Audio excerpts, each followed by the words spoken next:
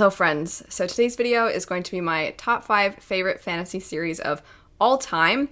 I actually have an honorable mention that I'll start with in the number 6 spot, and then from there, none of the books are in any particular order. I just already had a hard enough time picking my top 5, and I couldn't force myself to then differentiate them within those 5 slots. And then on top of that, I wanted to clarify this is my top 5 favorite completed series. So for example, I love the Stormlight Archive, but it's not done yet, so it won't be making an appearance, even though it is one of my favorites of all time.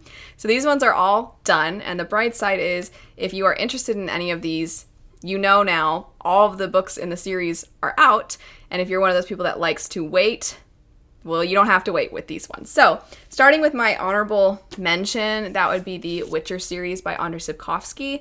This is an honorable mention because even though I do love his writing, I do love his wit, I do love so many of his characters, I am 100% impacted by my love of The Wild Hunt, and that was my first introduction to Witcher, so I already was going to have an enormous bias when I went into this series. I think without that bias, I don't know that it would be one of my favorites of all time, but having these different mediums combined, we have the video game, now we have the TV show, and then we have these books. I just have so much love, and at this point, nostalgia for this series, and so I couldn't quite place it in the top 5, but I do absolutely love it. I think most of you know that it follows a monster hunter named Geralt of Rivia, and a big theme throughout the story is while monsters might kill humans, they kill out of necessity, whereas humans kill out of cruelty. And so really, who are the monsters after all? I appreciate the themes, and this is a translated work, and I already love the writing, and I love the wit and the humor. That's something I think that the game and the show don't quite get as perfect, as Geralt is actually incredibly clever. I love these characters. I will forever love this story overall. So, honorable mention, Witcher. As I said after that, it's not in any particular order, but I am going to try to alternate between lesser known and then very popular because I do have a mix. So next up would be the Winnowing Flame series by Jen Williams. This is not lesser known to all of you, likely, if you watch my channel regularly, because I have not shut up about this trilogy since I read the first book back in 2020.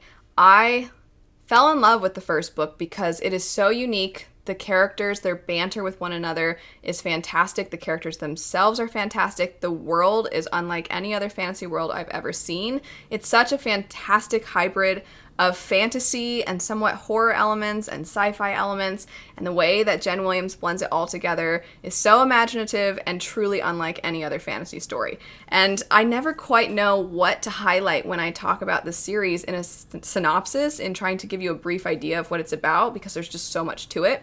But if you haven't heard me gush about it, we follow 3 main perspectives. And those perspectives would be Lady Vincenza, or Vin for short, Tor, and then Noon. And these 3 characters are all very different in their personalities and their backgrounds, and they come together as a result of a world that is sort of crumbling. We have different fantasy races, and one of them would be the Eborans, and it is vital for the entire planet that the Eborans don't die out, as they are holding the secrets of mankind within their stories, within their lore. And so they know how to defeat this enemy that has come through different cycles of war to their planet, but nobody else knows where these people come from. They don't know anything about this supposed enemy. They know that it exists because of traces that have been left behind on their planet, but they don't know anything else. The Eborans do hold these secrets that they need, but the Eborans are slowly dying out as a result of something called the Crimson Flux. They originally were somewhat elven-like or fairy-like in that they lived for extended amounts of time and they were near immortals. However, they possess this near immortality as a result of feeding off the sap of this magical tree called Yggdrasil. I know that this book always sounds so bizarre when I describe it, but when they could no longer feed off of the sap of this tree because it was starting to die, they then turned to becoming vampire-like as they started drinking the blood of humans, and that's what resulted in this Crimson Flux. So now they are dying out.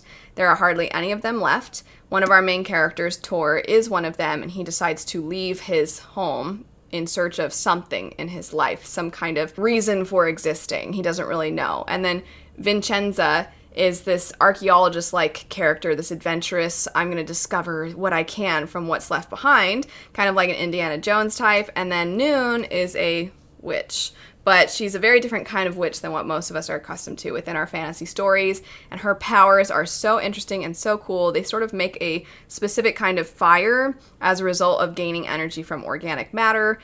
And there's just so much to it. Even that, I think, just barely scratches the surface. It's so good. It's so fantastic. And the first one, it's great, but the entirety of the trilogy and where it goes, I will always forever love it. Next up, we have the manga series Fullmetal Alchemist. So I first came to Fullmetal through the anime Fullmetal Alchemist Brotherhood, which does directly follow, or as close as possible, directly follows the events within the manga.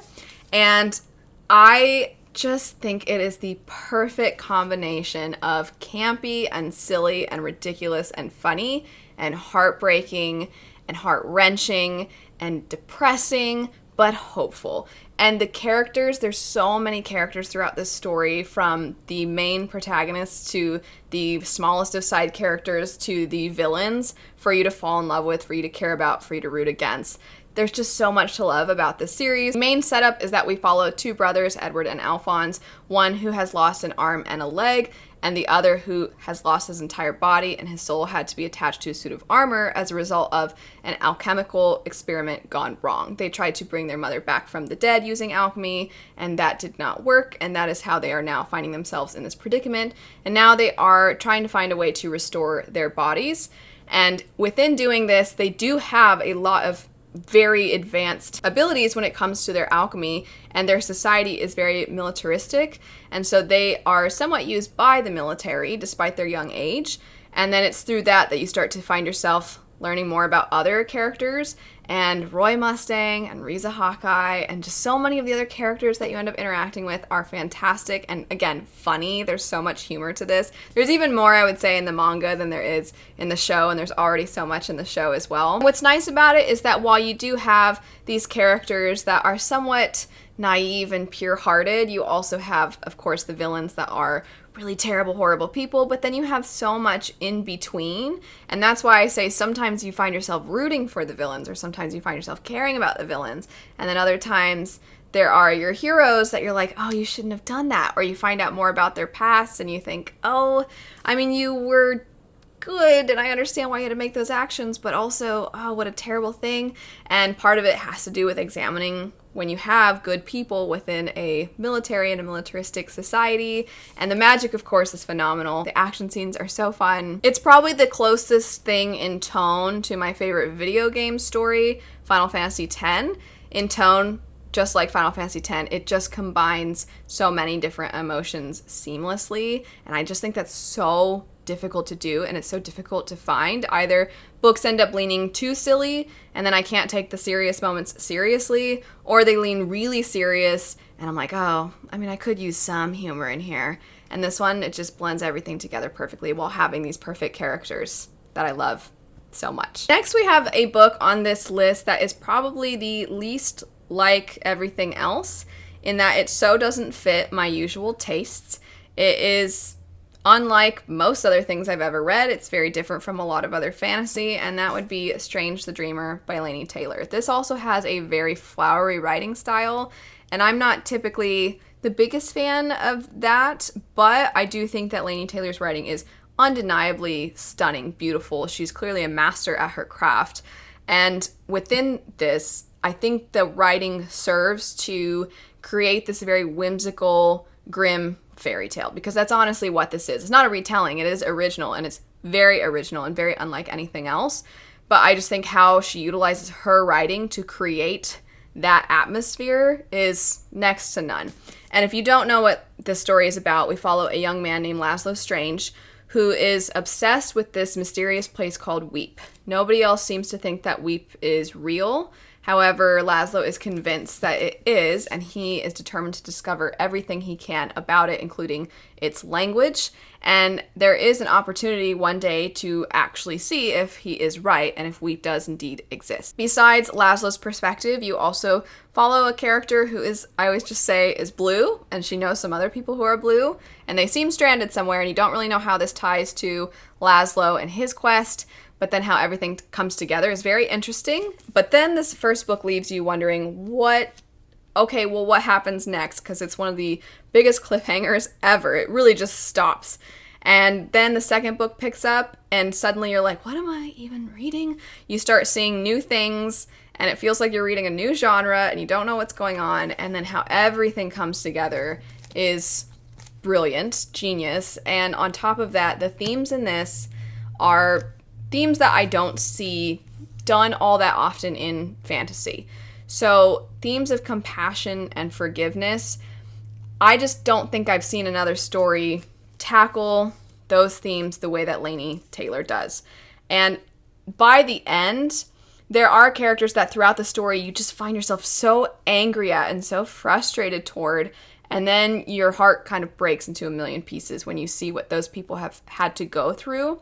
And I think it's pretty common in fantasy, understandably, that sometimes there's good and there's bad. And sure, there's morally gray characters, and sure, there's nuance, but at the end of the day, you want your good guys to take down the bad guys. And rarely do you see the good guys offering a hand and trying to reach to the other side, trying to say, I see your pain, and I want to help take it away, or I just want to help. And I just feel like that's so rare to see.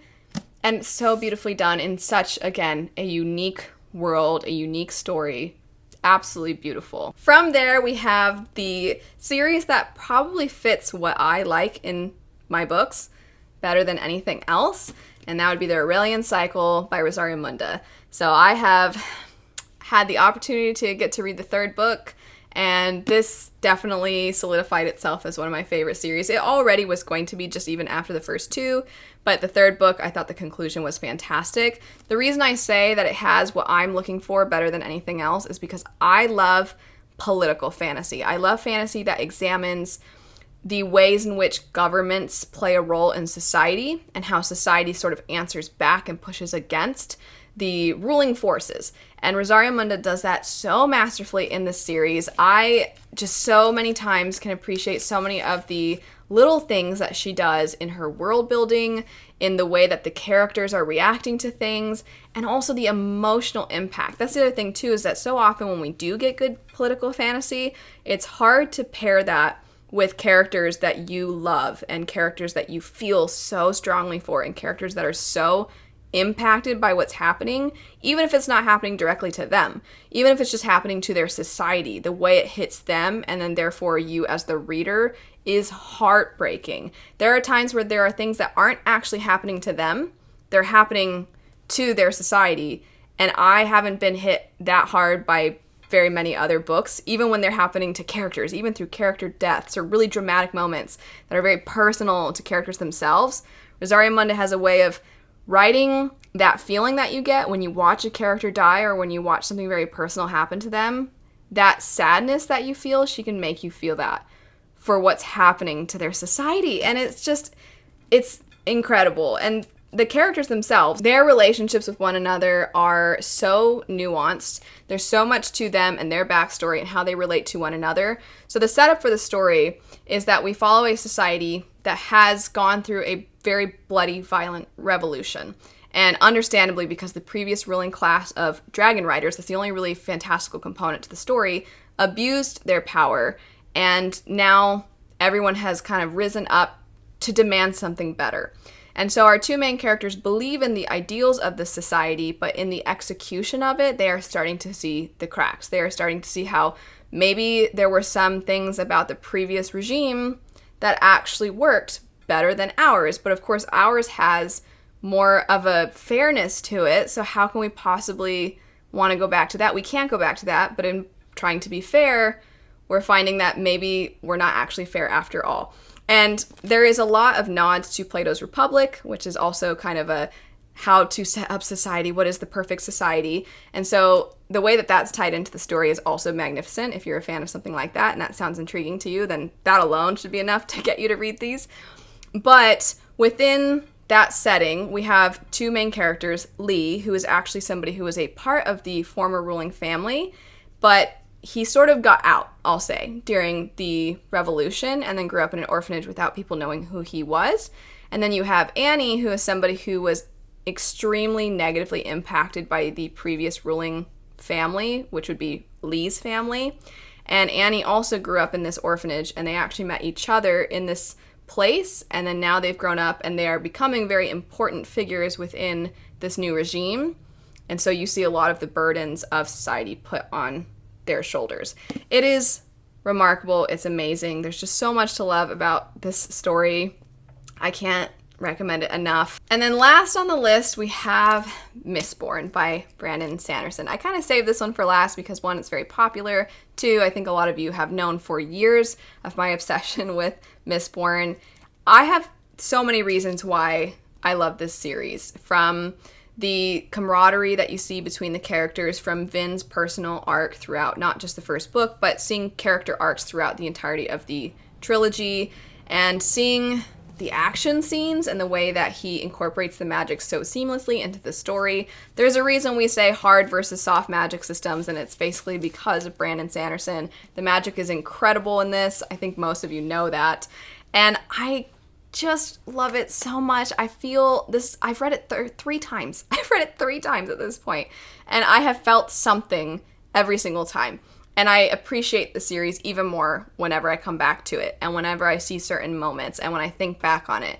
I just can't believe how fantastic this book is. Going back again, I'm just like, you know what, that was such a tight, perfect book. The first book is just the best setup to a trilogy. And then when you read the third book and you see how all the foreshadowing that's been put along the way, the building of this foundation, and that as you build on top of it, you don't really see the groundwork, but then when it all comes together and you get this full piece, you realize what a masterpiece it is, and then you get to appreciate those details even more when you come back to it. It is absolutely amazing.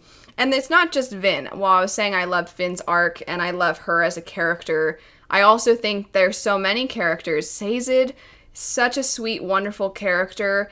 Elend, I think Elend's the kind of character I appreciate more as I get older. They're sort of like a character that I wish could talk to the characters in the Aurelian Cycle, because I think he would want to debate them on what is the right kind of government, but what about when these bad things happen? And that's another reason too why I love it so much, is within each book there are different things to love. I mean, this first book is a heist story, and a lot of us love a good heist story. We love the good guys trying to take down the big bad. But then in the second book, you have so much to do with politics. And that is the first time I read it, when I fell in love with the series, because I was like, oh my gosh, at that time, I'd never seen a fantasy story tackle politics the way that Brandon Sanderson was doing, where he was taking his time. He was allowing the characters to explore right and wrong. He was allowing the time it would take to really dissect politics, and I felt that so much fantasy I'd picked up before that and read before that, it doesn't want to take that time. And so I was like, oh, this is what I've been wanting in fantasy. Oh my gosh, it's amazing. And I loved it, but then the twists and the turns and the reveals, there's just so many along the way. And when you think, oh man, there can't be a better twist than that, then something else comes up along the way. And all along, not only is there a great magic system in Allomancy, but there's more. There's always another secret. There's always more to learn about the magic as you read through. And the conclusion's great. This first book is great. The second book, what a fantastic examination of politics, of a siege, of what you have to do when facing a greater evil. It's just all done so incredibly well. All of these books are so great. And then there's a part of me that's like, I feel so bad for every book that I read after these ones, because I'm like, you're not that though. That's it though for my favorite top 5/6 fantasy series that are completed. If you're interested in checking any of these out, I will have purchase links in the description bar down below, as well as any other relevant videos. I'm so in love with Mistborn that I actually composed a piece of music for the kind of sort of the first book and some of the characters in it. But either way, absolutely love these. I would love to know what your all-time favorite fantasy series are, and feel free to include ones that aren't yet completed also, because I would just love to see what your taste is. But anyway, thanks so much for watching. I hope you have a lovely rest of your day, and I'll see you all later. Bye.